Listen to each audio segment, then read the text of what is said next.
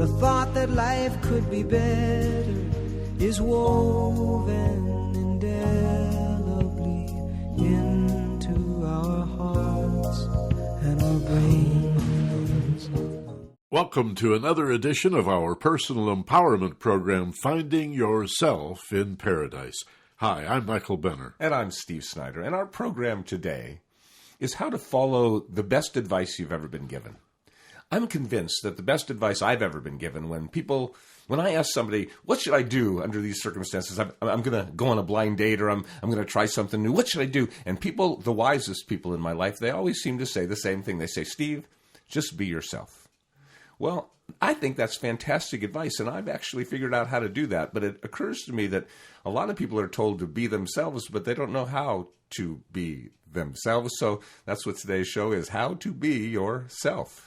I got to admit, I had a chuckle when Steve first suggested this, and it's because it's dead center for our whole concept, finding yourself in paradise. And you explore our focusedpassion.com website, you'll see all over it the idea that you're at your best, you're most authentic and genuine when you are yourself. But of course, here's the rub. How do we do that? We're real skilled at being other people, the characters and roles that we play to try to please other people so that then we have permission to feel good about ourselves.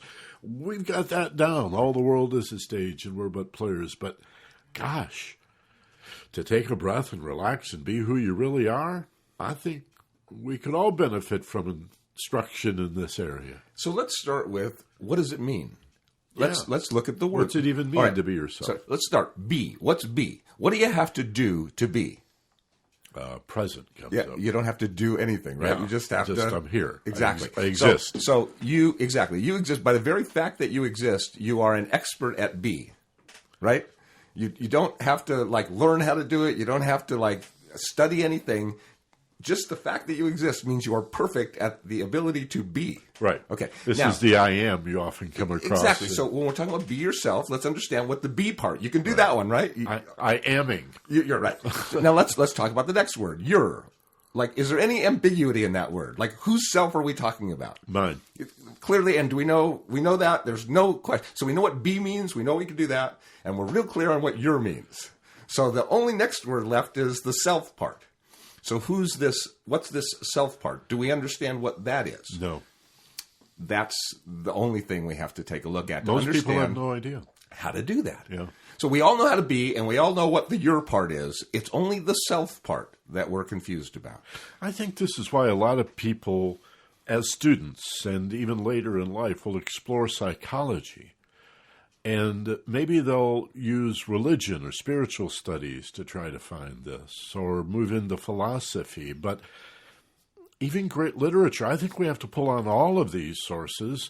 But remember that ultimately the self we're looking for is not out there, even if there is some instruction on how to find it out there.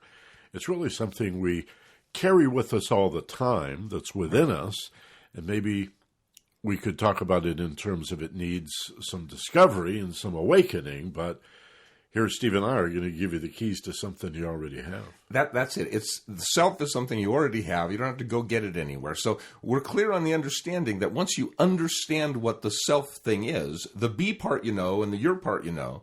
So once you understand what the self is, then you can be yourself, right? You don't have to do anything else. You don't have to learn anything else. You don't have to understand which. It's all done once you understand what the self is. Well, of course, there's a proviso here. And maybe you're headed this way. I bet you are. I'm afraid to be myself, many will say. Number one, because I'm not that familiar with who I really am. I've been so busy playing these roles and characters and trying to please other people and dance to their tune that even if I knew there was a unique drummer within me, before I could march to that tune, I'd have to find it. I'd have to discover that. But that's a scary process, don't you think, for a lot of folks? Yeah, but look at this. Look at this. I'm afraid to be myself. Yeah. But yourself isn't afraid to be I. So understand, the I part that you're using in that sentence, the I part that is afraid to be the self, isn't the self. And the self Couldn't be, because it's afraid of being the self. The self is not afraid of being the I among everything else it is. See, the self doesn't have fear. So when your voices in your head have fear, that's not the self. There's the first step. So we're talking about a true self. Literature often refers to the so-called higher self. Yeah. The self that is only afraid of things that are truly, clearly, presently dangerous. The self that is afraid of nothing except what could actually injure it or cause it to die. The self that has total security, secure, meaning self-care from the Latin. The self that is so safe in the universe except for those things that truly are dangerous. So that self doesn't worry, isn't anxious, doesn't have fears of things that aren't really real. And so anytime you hear the voice that has that worry, nervous, anxious, tense, uncertainty, that's not the self. So we can start with what it isn't. It isn't all those other little voices you're hearing in your head that are the good guy and bad guy on your shoulders kind of. That's not who the self is. Well, a discussion of fear of anything is essential to the kind of work we do, because few people ever teach us about, and therefore few of us really understand, that there's a very important difference, you've just pointed to, between a fear of real, clear, and present danger, or even a potential for real danger, and the confusion that most of us call fear or anxiety or stress or pressure or apprehension or worry or doubt or nervousness. There's such a list. Yeah, it's all fear. But the difference between fear of the unknown, which is the bulk of it, and danger, real or imagined, needs to be underscored and highlighted here, I think. Right. That's the difference. The self is not afraid of except for the confusion. It's not afraid of the confusion. Right. And it should be afraid of danger. Yeah, that's what survival is all about. But again, so how do we know what the self is then? How do we know which voice in there is the self? How do we find that better nature? You're right. There's an intelligence that we are blessed with, that we have great access to, especially when we're not stressed. Greater and greater access to it, the less stressed we are, the safer we feel. A brilliance intelligence, an intelligence that we can't explain with logic alone, but it is a combination of all the knowledge, experience, wisdom we have. It's an intelligence that is called, among other things, intuition. And intuition is how we can get in touch with that higher self. And what is intuition? Well, functionally, if you want to know, like, how do I know that's intuition or that's not intuition? Intuition is the first thought that pops into your mind, or it's the last thought left when all the other thoughts finally shut up. Very nicely said. Here's another approach, and you and I have discussed this in the past and will again in the future, because it's so important. To find which of these thoughts has the most value, is most true. That's what the self is. Yeah. That voice. Is that part. Yeah, that part. So we're a little bit like, what did Alan Watts used to say about you can't really look into both of your eyes at the same time, even with a mirror. You can't bite down on your own teeth. How can the self know the self? Well, what we do is we break ourselves into these polarities. And as you've already indicated, the common self or ordinary self, the one that's not afraid to play all these characters and roles and try to please other people. This is maybe the small s self. This is the ego nature. All small, S-E-L-F, all little letters, yes. Right. And the higher self, the other pole that we're talking about, you get glimpses. You've had glimpses. Everybody. You said I knew better. You said, there was a part of me that just knew what I was supposed to, And we'll go to that part pretty soon here and talk about that. In fact, remember to stay tuned, because we always include audio journeys as part of these programs, so stay tuned for that. A nice little guided imagery exercise that'll show you practically how to come in touch with this higher aspect of self again and again and again. But is Steve right? I think so. What a great definition of your better nature, your higher self, I would even say the permanent and infinite and eternal self, is that it knows no fear. It is wisdom, love, truth, happiness. It is those things, and it knows no fear. But to be in the world, we have to have this other self that identifies with the body and the fact that we appear to be separate, and there could be such a thing as legitimate fear, like a real danger to me or so on. And we have to work with both poles, not just two kinds of self, but the polarities of self, the lower nature. This is what religious people often call temptation. To do things we know are not good for us. You know, it could be as simple as overeating or smoking tobacco or drinking too much or whatever. And then this higher self, and who's really, as we often say, driving the car, who's running the show here. Well, you said the wonderful quote, you know, everyone's an actor and the world's a stage. Well, yes. And though, if you understand who your self is, then you'll understand, as Brian Wilson said in his most recent album, no, some of us are writers with the grit to hit the page.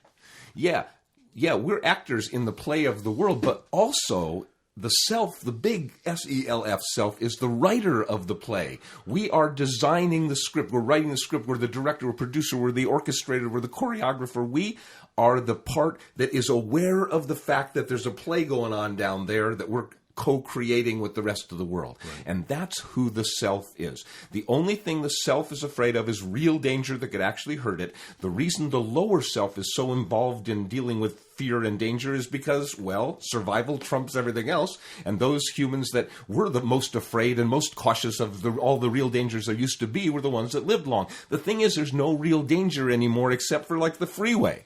I mean, I was thinking about it. In the last 2 weeks, I have been from Hawaii to Florida and back in the last 2 weeks, and the only time I was ever in danger during that time is when I had an idiot cab driver. The whole rest of the trip, was never in danger.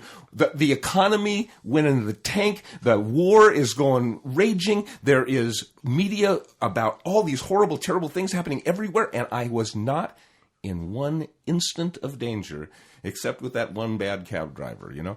Understand that real danger is such a tiny, tiny percentage of your life now. It's not like 10,000 years ago when wild animals were, you know, and right. War. I mean, war was everywhere, everybody. You know, it's not like it. The world is a very, very safe place with real intense pockets of danger, but a really, really safe place now.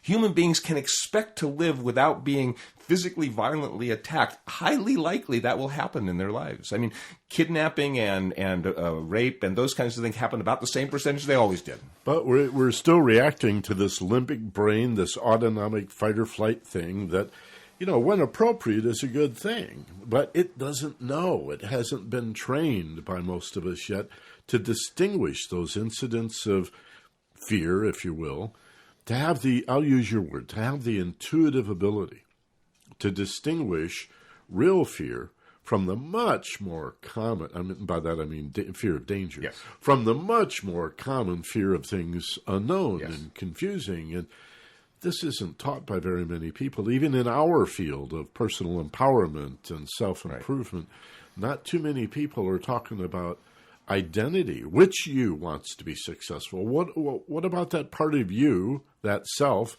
that doesn't want to be successful, that is afraid to be? Or if you had too much money, nobody would like you, and all of those kinds of fears, and all the little self. Yeah, and this internal struggle and battle. You know, I think movies are a great example of our ability to become unconscious enough to pretend this is a real experience. And maybe those listening who remember the Star Trek second generation, next generation episode, they had that very cool holodeck. Oh, I like that. Well, imagine being on the holodeck and having a great time and then forgetting for a little while, maybe just a few minutes, maybe a little longer each time, forgetting that you programmed this into a computer. It's a holographic projection. And you think it's real. Well, that's what's happened to all of us. We're living in the holodeck. We think it's real, but it's 99.9% our projection or perception of it, if you will. Yeah. It's a movie we're watching, and we're making it up. That's who the self is. When you know that, you're beginning to access that higher self, that true self.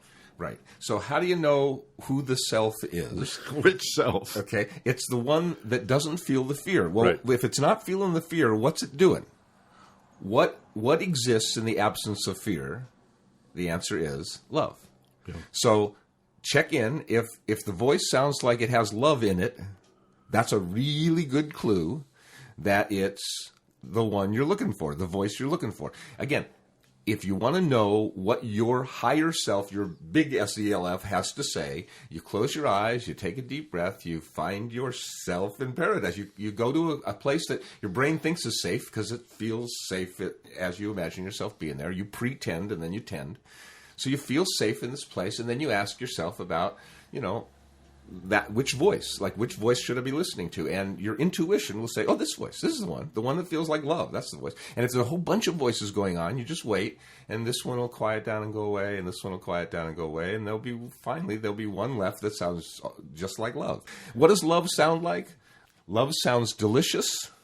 Love sounds like smooth. Love sounds like fragrant. Love sounds like creamy and yummy. I mean, what does love sound? Love sounds like everything that makes your body go, yeah, and you know what that is.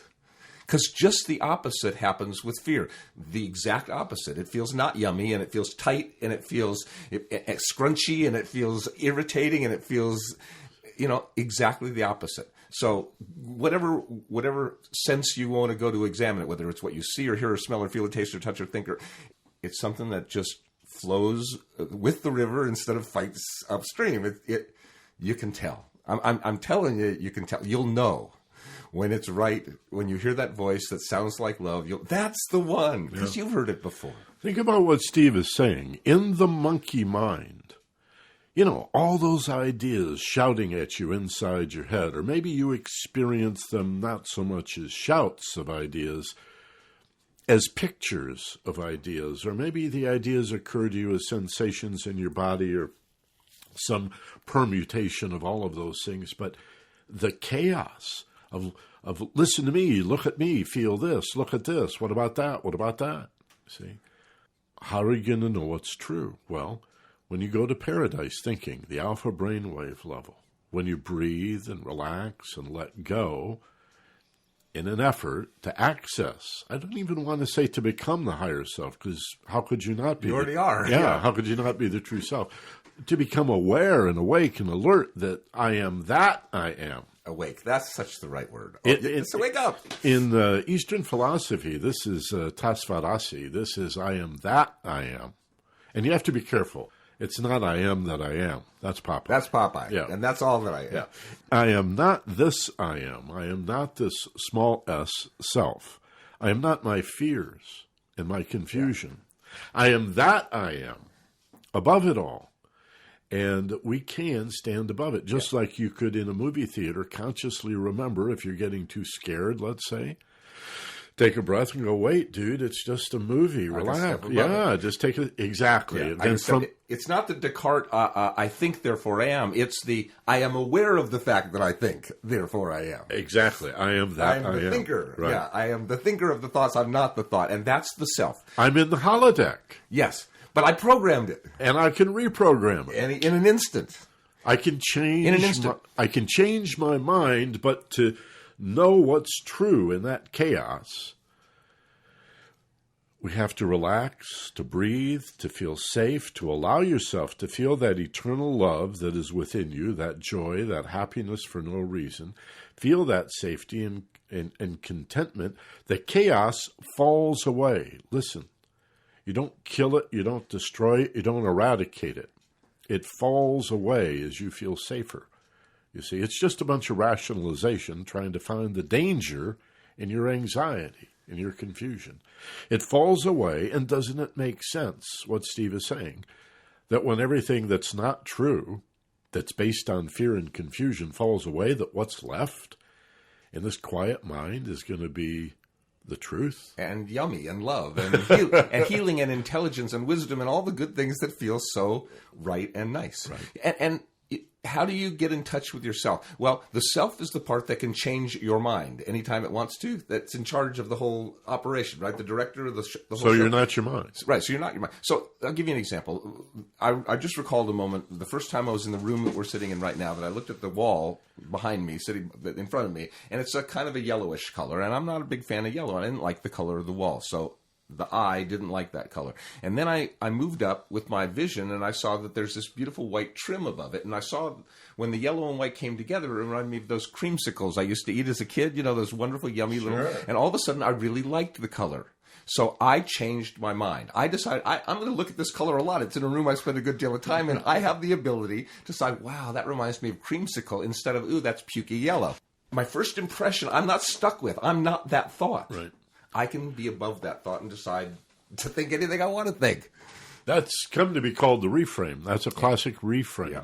Or in the vernacular, common language, folks would say, well, it depends on how you look at it. Doesn't it now? Yes. And it depends on who you are that is looking at it. Yes, Which of you that looks at it. Exactly. Which of you is doing the looking. Now, before we go too much farther into this idea of using breath and relaxation, eyes closed, turning away from physical sense and sensation, to quiet the mental nature, there's a corollary in the emotional nature. Whether you think of emotions as distinct or discrete from the mental nature or part of the mental nature doesn't much matter here. As the mind quiets, the emotional nature becomes calm and tranquil, and we get insight into our feelings in the same way. Indeed. That doesn't mean the emotions go away. Nope. But you see, you can have the same amount of anger, but just like water in a lake, if it's calm, you can look very deeply down into the anger and understand the core cause of the anger, which is always some hurt somewhere. Right. So yeah, when emotions are calm and in this state of love, even feelings of hatred and feelings of intense fear and anger and all those feelings can be explored. I got an email today from a guy that I spoke to, a CEO I spoke to just last week when I was on tour, and he basically had said that he was really angry this last year, especially. His dad died a year ago, and his wife and his doctor thought he was sort of almost in a mini depression. But he had volatile moments. He was bursting out in anger fairly frequently, much more than he used to. And he justified it to his wife. He said, "Look, because this is the anger's the yang to my yin." He said, I need if I didn't experience the anger, I wouldn't enjoy the happiness, and I don't want to be on a drug where you're bipolar and all you can feel is the middle, you don't get to feel. I don't think I could feel the highs of my happiness, the ecstatic ecstasy I feel if I didn't feel this anger. And that's what he said to his wife. And his wife said, I don't agree with that. And she sort of separated a little bit and said, I'm going to go. I think happiness is a choice, she said. And so she's exploring that. He heard me say what his wife basically said, happiness is a choice. And he said in the email, he said, you made me realize that I can be angry without behaving angrily, that I can be really, really angry and have the full depths of my anger without lashing out at my wife and children and even myself. And so that what he literally said was, my response to my wife was a load of crap. And I was just justifying behavior, hurting my wife, just to justify my selfishness. He saw it, and it was a real breakthrough for him. Yes, when we move into the higher self, you aren't your emotions. You are the experiencer of your emotions, and your emotions, every single one of them, is such a blessing. Every feeling you feel, because the beautiful thing about feelings, different, of course, from thoughts, is that you can depend on them. I mean, they're really, if you feel angry, guess what? That's never wrong. You are angry. Now, you could have thoughts about that anger that really take it in weird places, and your thoughts can be wrong about your anger. But if you're feeling angry, you're wondering, am I feeling angry? Yes, you are. It's a distinction that I'm going to continue to campaign for. I've had many people challenge me in the classroom, in seminars, and my old radio programs. Me too. Remember radio? There used to yeah, be radio. This used to be radio, didn't it? And, the difference is the room was smaller. There you go. And you couldn't pause and play it fast forward and all of those things. But anyway. And you couldn't do the audio journeys. That's that was the right. other big deal, too. Can't do that on the radio. But especially people who think of themselves as being spiritual or on the path would often challenge me and say, no, there's no value in anger. There's no value in anger. Anger is a very bad thing. You need to, Benner, you're a hypocrite. You're teaching the spiritual stuff, but you're telling people it's okay to be angry. And what they're missing, of course, Yes. which you've just described, is there is a difference between being an angry person and being sensitive to your anger in a mindful way. You get to be angry, you don't get to do angry. Well, that's probably an even easier way to say it. So I'm thinking of a time with you many, many, many years ago when I got a traffic ticket for running a red light, and I didn't run it. This has got to be 25 years ago. Yeah, I remember this. Do you? And you had a girlfriend who you had just met, and you were sort of hot on each other, and she was a big fan of the show, having heard you on my radio show. And the two of you were there, and I'm storming around the house. Well, I don't want to overstate. I mean, I was angry. I was pissed. I was at this injustice. It would have been a lot less for a normal person, but for you, it was over-the-top kind of anger. Well, that's what your girlfriend thought. She thought I was absolutely hypocritical and maybe even cynical, that I would, on the radio, talk about managing emotions and then at home be so angry. And I remember turning to her because it was a bit of an epiphany for me, too. She played a valuable role without knowing it. And I said, I get to be angry. I'll be fine. Just let me rave. This is my process. Yeah, but who are you hurting? Who are you injuring? I wasn't hurting anybody. Exactly. And I was in process. I wasn't stuck. Right. Not even slightest. You were moving quickly through. Yes. And I knew exactly that I was letting, I think, the teenager in me, who was angry at injustice in the world. Yeah. And not again, and here's another case. And I fought the ticket and lost and went to all this effort. It would have been so much easier to pay the ticket, but I didn't run the red. I had a moonroof, the sunroof, moonroof that rolls back. Yeah. And I was only going 15 miles an hour in Santa Monica, and I remember as I rolled through the light, looking up through the roof to make sure it was still orange. And as I looked up through the sunroof and went under the traffic light, it turned red. I said that in court, but cops said I ran it. So it's his version or my version, and he had more credibility, and I felt that wasn't fair. But I wasn't a victim of my emotion, and this is the difference.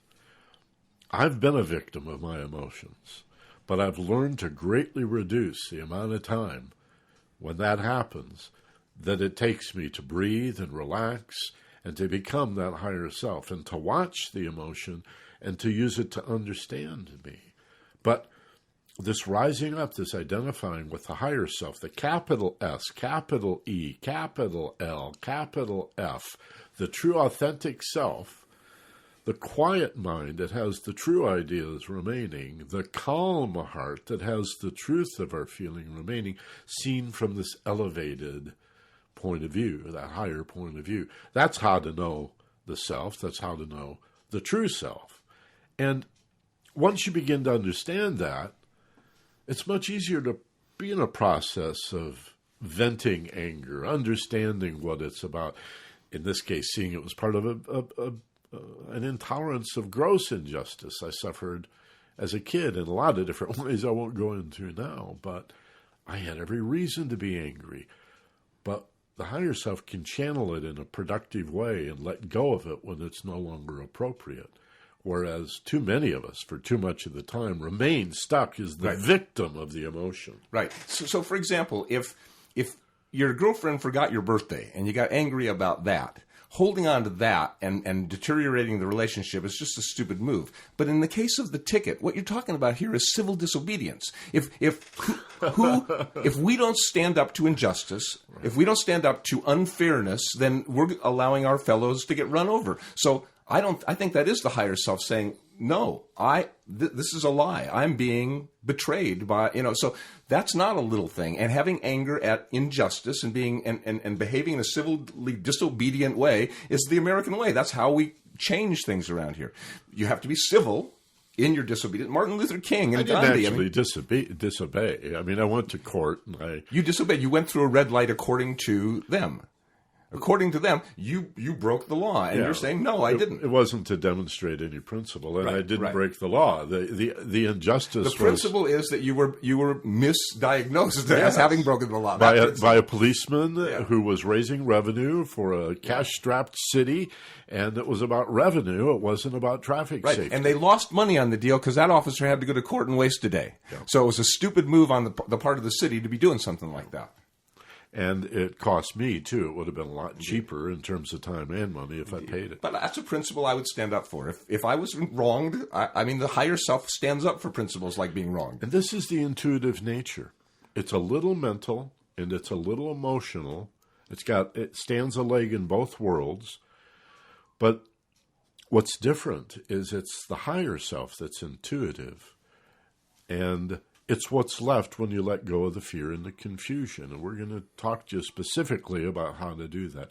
Accessing the higher self is accessing that sixth sense, that way of knowing that sometimes we dismiss and then get upset with ourselves saying, oh, I knew I should have done that, and I talked myself out of it. What do you mean you talked? You let the confusion have more votes than the calm, relaxed. Yeah. You know the right thing to do. Yeah. And why did I give my vote to the confusion? Because it was louder, because it was noisier, because it sounds like what other people are saying? That is a semi-conscious or unconscious disowning of the true self.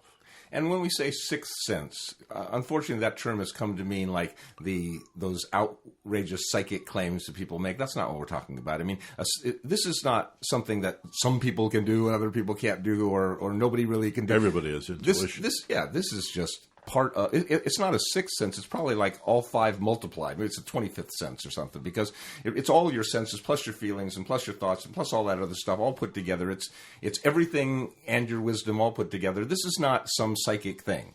We're talking about close your eyes, go towards sleep a little bit of the way, get that noisy part of your mind that's afraid of all the danger it thinks is out there away, so that you can feel safe and not have to worry about your survival. And survival's off the table. Now all of a sudden we can start to look at introspection and reflection and things that really matter to us.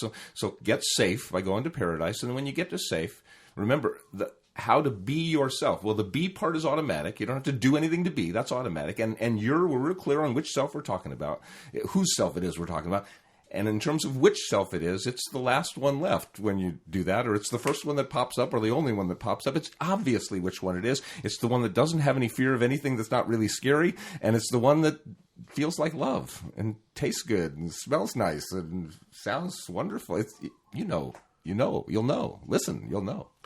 I love it when we use the word choice to describe this. It's much less, as you say, risky in terms of the paranormal stuff. We're just talking about other channels of information, other ways of knowing. And though school doesn't, in most cases, tell you this, there are essentially two channels. There is the conscious mind that we think of as our thoughts, our mental nature, our logic, our ability to think deductively and inductively. Willpower.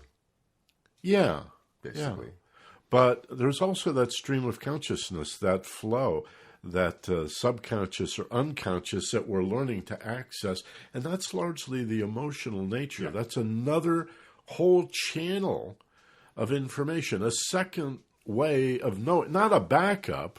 No, totally different way. For the mental is much more concerned, even as if assigned, to deal with the outer world and the objects. That's why it's an objective conscious mind.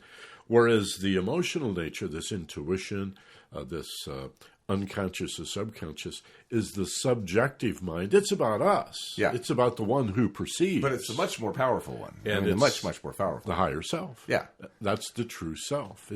That's the portal to it, through the subconscious. Yeah, it's not that it's not logical or illogical, or maybe it's illogical. Illogical. it would be that, but it's not illogical. Right. Intuition should make perfect sense.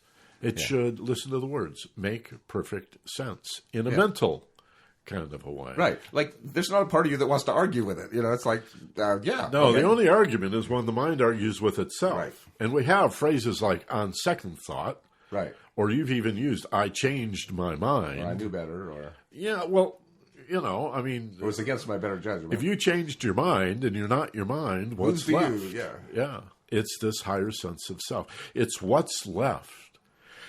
When you breathe and relax and feel safe, and all the monkey mind, all those ideas, whether they're voices or pictures or however you sense them, fall away, revealing what remains, which is true. And the emotional nature, all the turmoil and chaos and the high amplitude feelings, whether it's a hysteria and some kind of seemingly happy emotion that has you out of control, or a negative emotion, which is much more likely, when you breathe and relax and feel safe, just as all these crazy thoughts fall away, the emotional turmoil falls away. And think of it as quiet mind, calm heart, just like the pool Steve was talking about. Imagine a very quiet environment, just a few songbirds singing in the background, the wind in the trees, perhaps. But the emotions are like the surface of that little lake, smooth as glass, undisturbed. Do you feel it? Undisturbed, quiet mind, calm heart. What remains is the higher self. Yeah. Be yourself. Just be yourself, Steve. Just be who you really are. Take a breath and relax and allow that to come forward.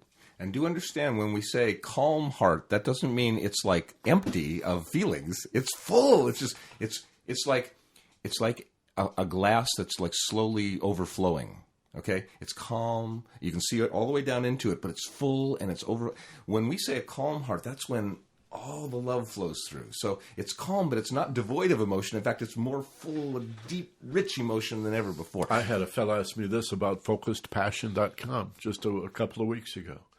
He said, I always thought relaxation and closed eye meditation, whatever you call it, was dispassionate. Without passion. Yeah. Like bored. Yeah. Apathetic, indifferent. Yeah. No. Detached. Definitely not. And the way I answered him was, first of all, to acknowledge what a wonderful question that is. To ask the question is to have 80% of the answer. Right. Just the fact that he recognized that there's an issue here, that's a big deal. So one of the ways I say it, the way I said it to this fellow anyway, was that when your emotional nature, as if there is a lower emotional nature and a higher spiritual nature, and when the emotional turmoil is calm, like the surface of the pond, the glass lake, you can see into it, but it's not empty. It's full. Right. But what it's full of is devoid of fear. And anything that is unknown or confusing is now seen more completely and more clearly in a better light. And so there is a positive, optimistic, loving, harmonious feeling that stands above the emotional nature. Right. It feels emotional because it feels. Just like the thoughts. When the thoughts are quiet, what remains? The truth. The awareness, yeah. When the feelings are calm, what remains? The passionate love and that joy of being alive and making a contribution in people's lives. That's what remains. And that is a passion, but it's a focused passion that rises above or comes out of or exists in a superior way to what we think of as an emotional nature. Right, and it's real important to be clear on the relative importance of these two things, focus and passion. Focus has to come first because you got to know where to put your passion before you start. But comparing the two, there's just no comparison. Think about this. Think about advertising, right? If focus is like the logical part, right, the mental part. So if an advertisement says, this is good for you, this is in your best interest, this is the good thing for you to do, but it doesn't say anything about whether it'll feel good or feel bad. And then another commercial says, this feels great, but it doesn't say whether it's good for you or not good for you. Which one are people driven to do? Much more driven to the one that feels great. Now, if it feels great and it's good for you, that's ultimately the best thing. That's the focused passion. But passion drives people much more than focus does. Logic does not drive people nearly the way emotion does. As Twain said, people are not logical creatures, rational creatures, they're rationalizing creatures. Well, I love the way we've talked about it in the past. Not that it's the only way, certainly. This is really rich, allegorical stuff. But the idea that the mental nature is an energy, or the amperage, if you know electronics and electricity. And the emotional nature is more the voltage. This is the EMF. Power. Right. The force, the electromagnetic force. This is the pressure behind. Yes. You have the same thing with water in a hose. There's the volume of the water, and then there's the pressure behind the water. Well, the mind is like the volume of the water or the electricity, but the passion, when that's focused, that amps up the pressure behind it. Or we've used the allegory of the car. Yeah. Even in fact, that's one of the samples on the website. Right. It's like, who's driving the front car? page. Who's driving the car? The steering wheel. The thoughts determine your direction. But fear is the brake and passion is the accelerator. Yes, and that's the most important part. That, yes, we need the steering wheel. We do. And yes, occasionally we need to use the brake. But most of the steering stuff, we can just sort of like get it pointed, you know? I mean, there's not that much course correction necessarily that needs to happen. But how fast and how slow you go, pushing that accelerator, how much passion you put into it now, how much you put in the next day, that's really the factor that you're in charge of. And that's the art. That is the art. In driver's ed, they taught you, or somebody probably taught you at some point, you brake as you come into a curve, but as you're in the middle of the curve, you begin to accelerate out of it. Exactly. And let the physics work with you. And when you get that and feel that, or even taking your foot off the brake as you're about to stop, just before the car stops, back off the brake a little, and you come to the sweetest. Yes. This is the art of driving a car. The art of using the mental and emotional nature is being that higher self. So that's what we're going to do right now. We're going to show you how to find yourself in paradise and who this self is. And again, the easiest way to tell the difference is that the lower self is the one that worries and anxious and has fear. And the higher self is the one that feels like love. And the lower self is the one that wants to hold on to things. And the higher self is the one that just lets go. So that's how you're going to know. The first voice that pops into your mind is the higher self. The last one left, if there's a whole bunch of them, you're not sure which was first. It's easy to find. It's just a matter of knowing how to be. And in order to be, what you have to do is stop doing and just allow yourself to be. So the first thing you need to do to be always is to take one slow, conscious, deep breath. And as you release, take yourself to your place of paradise, your place of perfect peace.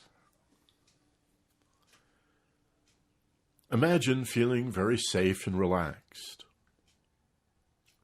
Remember a time, the first that occurs to you, that just pops into your head when you felt so safe and so relaxed. And if you've never felt really safe or relaxed, then pretend, make it up. If right now you could allow yourself, even if only for a few minutes, to feel really safe and relaxed, how would that feel? Logically, it's easy to recognize that, in fact, you are safe. There is no danger at this very moment in time that can infiltrate your boundaries. You are absolutely safe from all logical points of view. And from an imagination point of view, from a subconscious point of view, as you imagine yourself here in paradise, a place you've created, you're the safety engineer. You designed this place to be safe. So both minds recognize this place of focused passion is safe, the safest place there can be. And this is the place where who you are is set free. To be or not to be is the question. Well, perhaps that's true, but to be or to be better is the answer, and that's what you can do. You can be, just allow yourself to be, coast, being right here. This is a great place as long as you're free of the fear. Just be right here. And just choose to experience and reflect and discover and understand who you are, gain more command. Or you can choose to be better. You can choose to use this place to grow, to direct the direction, to influence the flow. You can choose in this place with purposeful thought to do what you think you need to do. What you think you ought to do is right there for you to know. Just relax and let your intuition flow. Imagine being in a beautiful paradise in terms of green trees and shrubs and sunny, warm meadows and cool, shady, forested places. You just dream it up now. And we mean trust your first impression. Don't argue with yourself or redesign the place. No need for a second thought or a third. When it comes to imagining a beautiful place of perfect peace, a garden, an Eden, like heaven itself, however that occurs to you, dream that up. And I'd like to even suggest that you imagine sitting next to a little lake or a pond, feeling yourself seated upon the earth, rooted and grounded, connected to the earth, like a tree or a bush. Feel that connection. And watch as the surface of this pond goes from small waves and wind ripples slowly to being as smooth as glass. And in this state, your mind is clear, confusion's gone, so's the fear. And it's really obvious and true which voice is the higher you. If there's a voice that has any fear, well then just be absolutely clear that's not the voice you want to hear. The voice of higher self, it comes through with a sense of love and passion too. There's just a feeling like, yep, a confirmation that says, right. It's accompanied by music, and it's accompanied by light, and it's accompanied by fragrance, and it's accompanied by just a sense that this is me. No pretense. This is me.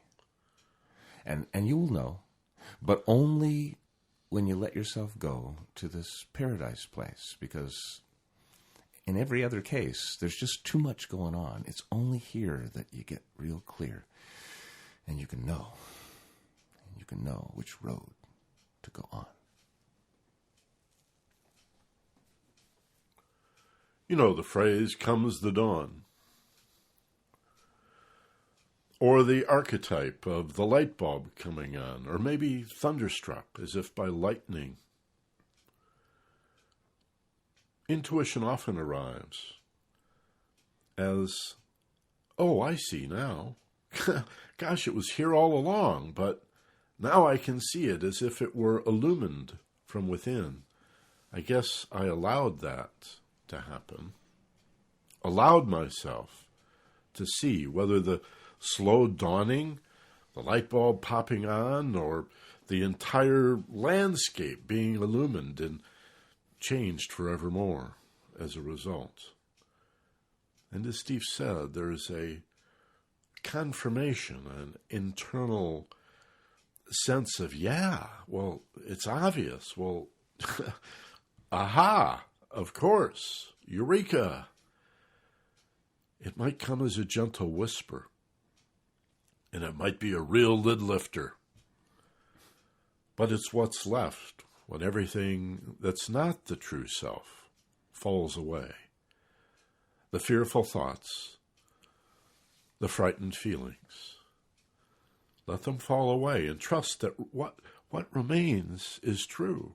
You'll see it that way and you'll feel it that way.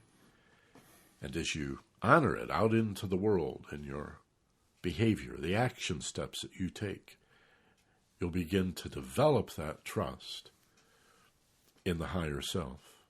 Develop that love of the higher self.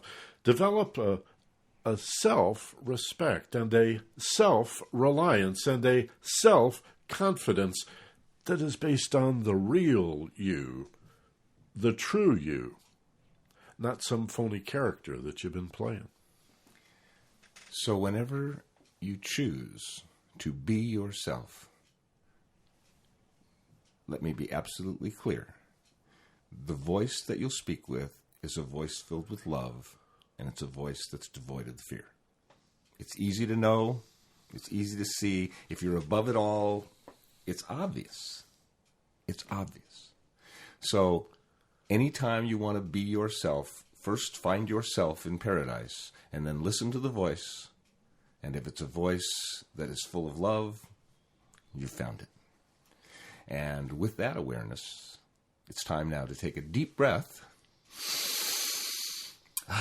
Those deep breaths. Life is so enriched by those deep breaths. Deep breath, and then bring yourself back to wide awake.